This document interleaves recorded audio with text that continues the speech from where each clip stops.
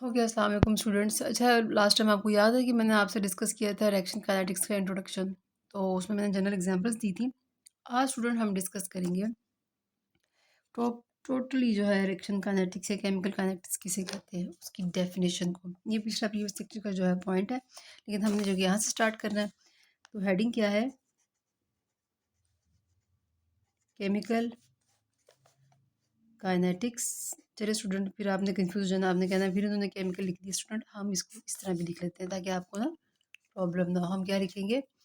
Kinetics, reaction kinetics, reaction kinetics. खुश? मतलब आप समझते हैं ना, प्रॉब्लम होती है बच्चों को, ज़रा सा एक लफ्ज़ ऊपर नीचे कर देना तो वो कहते हैं कि ये क्या हो रहा है, ये क्यों हो रहा है। क्लियर हो गया?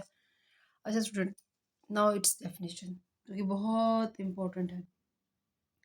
The study of the rate of reaction, the study of rate of reaction.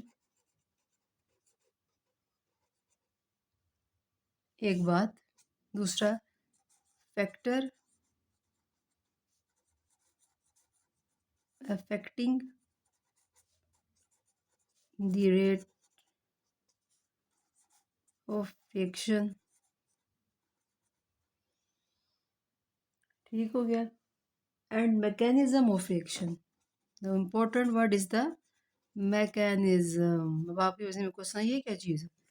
Mechanism of reaction. Clear हो गया student? Is called the chemical, is called the chemical kinetics या फिर reaction kinetics. Is called the reaction kinetics. अब student ज़रा थोड़ा सा गौर कीजिएगा, कोई मुश्किल बात नहीं है, सिर्फ 3 बातें याद रखनी है। क्या स्टडी करना है? Rate of reaction. फिर क्या स्टडी करना है? Factor affecting the rate of reaction. फिर क्या स्टडी करना है? Mechanism of reaction. 1, 2 एंड 3। ये 3 बातें हैं, जब खोपड़ी में घुसा ले फिर आपको डेफिनेशन की मुश्किल ही नहीं लगेगी। क्या आपने क्या पढ़ना है? अगर आपके पास कोई ऐसा मामला आता है जिसमें आप ये 3 चीज़ें डिस्कस करेंगे कि इस रिएक्शन का रेट क्या है, वो फैक्टर जो इस रिएक्शन के रेट को इफेक्ट कर रहे हैं, वो सब कुछ होता है उसमें। प्रेशर भी है, टेम्परेचर भी है, वॉल्यूम भी है, व्हाटएवर आप जो भी चीज़ कर रहे हैं उस रिएक्शन के साथ। दूसरा, फिर वो रिएक्शन किस तरह से उसमें कन्वर्ट हो रहा है। मैकेनिज्म का मतलब, मैकेनिज्म की डेफिनेशन में लिख देती हूँ आपको ना, ताकि आपको मुश्किल ना हो। तो ओवरऑल इसको हम लोग केमिकल काइनेटिक्स कहते हैं। क्लियर हो गया? आई होप सो कि ये डेफिनेशन आपके जहन में चली जाएगी।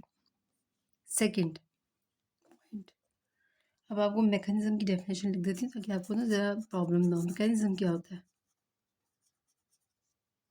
बच्चे? मैकेनिज्म क्या है ना, एक रास्ता है। और रास्ते को इंग्लिश में हम क्या कहते हैं? Path, the path.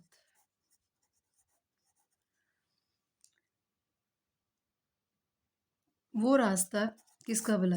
रिएक्शन का। ठीक है? या फिर स्टेप, वो सारे स्टेप जो इन्वॉल्व होते हैं केमिकल रिएक्शन में, involved in chemical reaction is called mechanism, is called mechanism. क्या ख्याल है? डेफिनेशन की समझ आ गई है या समझाई जाए? आई होप तो समझ आ गई। बच्चे बड़े लायक हैं आजकल के, बल्कि हमसे ज़्यादा उनको पता होता है। तो बात क्या है कि वो रास्ता जिसके थ्रू वो रिएक्शन शुरू हो जाता है, या वो स्टेप जिनमें वो सारे रिएक्शन को बनाने के लिए इन्वॉल्व होते हैं, उसे हम मैकेनिज्म कहते हैं। बड़ा इंपॉर्टेंट पॉइंट है ये। ठीक हो गया? असल में मैकेनिज्म में बच्चे होता क्या है, जब आप दो चीज़ों को मिला रहे होते हैं ना, या 3 या 4 या 5 जितनी भी, जैसे मैंने यहाँ एग्जांपल दी थी कि सिल्वर नाइट्रेट में आप भी मिक्स करते हैं। अब इसमें ना असल में ये एसिड नहीं उठ के दूसरे से मिल जाते, बॉन्ड टूट रहे हैं, बॉन्ड बन रहे हैं, वो सारा काम उनके टूटने बनने में जितनी भी चीज़ें हो रही होती हैं, कहाँ वो स्लो होते हैं, कहाँ वो तेज़ होते हैं, वो सारा ना मैकेनिज्म का पार्ट है, हिस्सा है। क्लियर हो गया?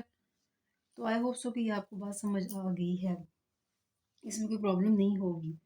तो अब देखिए, हम जो भी चीज़ पढ़ते हैं ना केमिस्ट्री में, वो क्यों पढ़ते हैं, मतलब उसकी क्या अहमियत है। हमने अहमियत को भी डिस्कस करना है, लिहाजा आपने अब हमने पढ़ना है importance of important sorry importance of chemical kinetics. Clear हो गया इसकी इम्पोर्टेंस क्या है।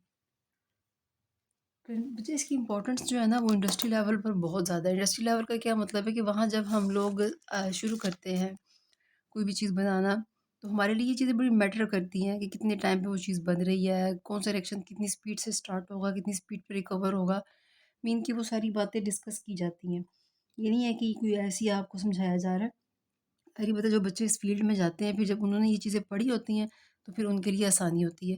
ये सिंपल सी बात है, जैसे आप किचन में जाते हैं, आपको हर चीज़ की जो मैन्युफैक्चरिंग होती है, जो आप बना रहे होते हैं, मैं आपकी बात नहीं कर रही, मुझे पता है आप लोगों ने तो अभी इस फील्ड में बिल्कुल भी नहीं होना, लेकिन आहिस्ता ज़ाहिर बात है वक़्तों में आप लोगों को ये चीज़ें, लेकिन मुझे पता है कुछ बच्चे अभी भी इन चीज़ों को समझाते हैं कि चाय कितनी देर में बनती है, अंडा कितनी देर में फ्राई होता है। तो मतलब ये सब चीज़ें ना जो आप बना रहे होते हैं, ये बेसिकली रिएक्शन ही होते हैं, और इन रिएक्शंस को कितनी देर में बनना है, कितने टेम्परेचर रिक्वायर्ड है। मतलब आपने देखा होगा ना, जब भी कोई चीज़ बनाती हैं वो पेरेंट्स, आपकी वालिदा, तो फिर वो कैसे बना रही होती हैं, उनको पता होता है कि भी वो सारे स्टेप उन्हें क्लियर होते हैं। एक्सपीरियंस बंदे की बात कर रही हूँ, जिनको कुछ पता नहीं होता वो फिर पूछ-पूछ के कर रहे होते हैं। तो ये वो ही है। तो ये जब आपको पता होता है ना, वो जिस काम को करने में आपके लिए आसानी बड़ी होती है। इसलिए फिर मैंने आपको बताया कि जो जो इंडस्ट्री है ना, इंडस्ट्री में इंडस्ट्री की बात कर रही हूँ। इंडस्ट्री होती है जहाँ एक चीज़ को बहुत बड़े पैमाने पे तैयार किया जा रहा होता है इंडस्ट्री में। तो फिर वहाँ ये रिएक्शंस की हमें इन्फॉर्मेशन बहुत ज़रूरी है, क्योंकि इससे ना एक तो हमारा टाइम सेव होता है, पहली बात। फिर हमें ये पता होता है कि प्रोडक्ट की जो वैल्यू है वो किस तरह बेहतर की जा सकती है, कम ज़्यादा करने से, स्लोवेस्ट रिएक्शन है, फास्ट। लेकिन हाँ, एक बात ये ज़हन में रखें, जो कि हम आगे भी डिस्कस करेंगे, वो ये है कि स्टूडेंट जो रिएक्शंस होते हैं ना, अगर तो वो स्टेप में हो रहे हैं, तो मोस्टली जो पहला स्टेप होता है वो स्लो होता है, ठीक है? बाकी वाले स्टेप जो हैं वो तेज़ हो भी जाए फ़र्क नहीं पड़ता। जो पहला स्टेप होता है ना, उसके बारे में हमें इन्फॉर्मेशन होनी चाहिए। रीज़न, क्योंकि वो बेसिकली हमें आगे के सारे प्रोसीजर से मतलब इन्फॉर्मेशन प्रोवाइड कर देता है। वो होता भी स्लो है, और वो उसको हम लोग कहते हैं रेट डिटरमिनिंग स्टेप। मैं अब आगे आके आपको बताऊँगी कि वो उसका क्या मतलब होता है। ठीक हो गया? तो अभी आई होप सो कि जितना मैंने समझाया ये क्लियर हो गया। इसमें कोई प्रॉब्लम है तो काइंडली पूछें मुझसे, नहीं है तो अच्छी बात है, इसको याद करें। इम्पोर्टेंट डेफिनेशन से पेपर में आ सकते हैं। इग्नोर नहीं करना किसी चीज़ को, ये बात हमेशा ज़हन में रखें। जब आप फर्स्ट सेकंड सेकंड ईयर के स्टूडेंट होते हैं ना, तो आपको केमिस्ट्री की बुक की एक एक जो चीज़ है वो पता होनी चाहिए। रीज़न, क्योंकि आप में से कुछ बच्चे आगे अगर वो एंट्री टेस्ट के लिए रेडी हुए हैं, वट किसी भी यूनिवर्सिटी जाने के लिए टेस्ट को रेडी कर रहे हैं, तो उनको हर चीज़ का पता होगा, तभी जाके वो एमसीक्यू सॉल्व करते हैं। क्योंकि एमसीक्यू इनके अंदर से डिज़ाइन होते हैं और कहाँ से होते हैं। मोस्ट इंपॉर्टेंट है, इंपॉर्टेंट नहीं है, वो बात की बात है। लेकिन फिलहाल मैंने जो पढ़ाया है ना, इंट्रोडक्शन का एक लफ्ज़ है इसके अंदर। आप बेशक बाद में आपने ये वीडियो देख लिया, आपको समझ आ गया, अब आप बैठ के इंट्रोडक्शन पढ़िएगा, आपने कहना है कि सारा क्लियर हो गया। ओके, आई होप सो कि आपको ये क्लियर हो गया। चलिए जी, अपना ख्याल रखिएगा और मेहनत कीजिएगा। अल्लाह हाफ़िज़।